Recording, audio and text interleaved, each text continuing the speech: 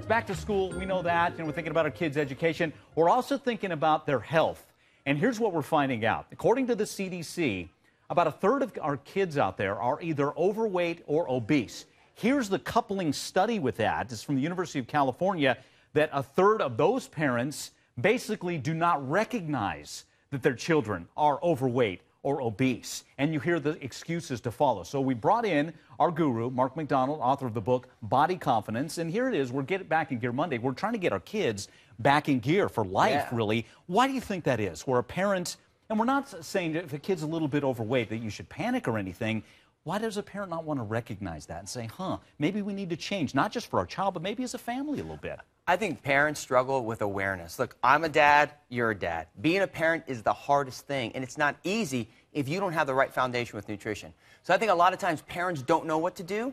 Their kids follow what they do, and then they think because they're maybe in a decent weight or they're not seeing it, they don't really have the answer to it. Okay, and you know the excuses, and some parents might get upset. It's like, my kid is a kid. Yeah. They shouldn't watch what they eat. They'll watch what they eat when they're an adult. You say what to that? Well, if they want to go to a birthday party and have a cupcake, go for it. That's not what the problem is. It's the everyday. If a kid doesn't eat correctly now, they're developing habits that's going to make them overweight when they get older. When you get in adolescence, that's when you develop your fat cells. Once you have a fat cell, Mike, it doesn't go away.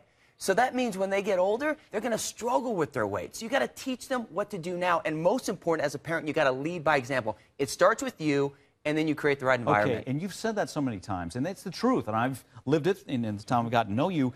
That it starts with the food. Food is the foundation. Food is the foundation. So how do you introduce that again to a parent out there who's worried about athletics or activities or schooling, and food and exercise are dropped on the scale? You know, the problem is that food and exercise are just as important as schooling. I know friends who they'll have their child study for 2 to 3 hours every single night doing their homework, but they're not going to focus on their food.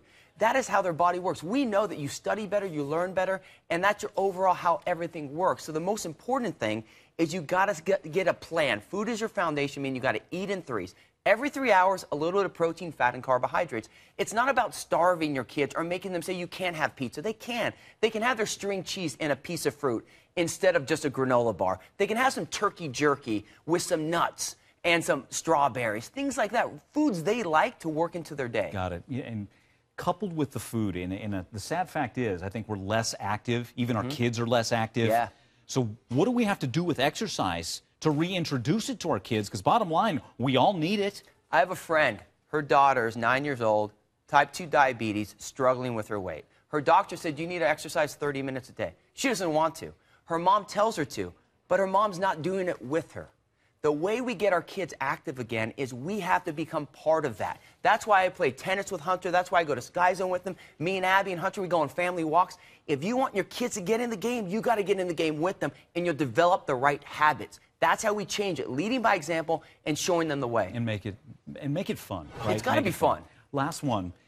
To make this turn, it's not easy. What do you tell the parents out there? They say, gosh, you know what? Maybe my child is a little overweight. Maybe I'm a little overweight. We're just not doing it right.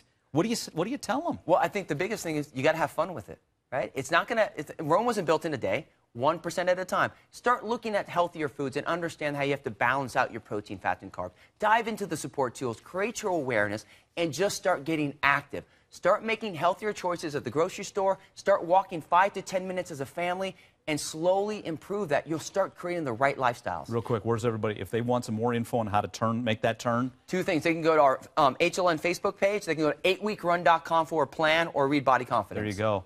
Nice job as always. Good job, You're man. on fire. All right, let's get everybody healthy in the family. And there's the book. He's the author, Body Confidence by Mark McDonald. Change your life for the better. Believe me on that one.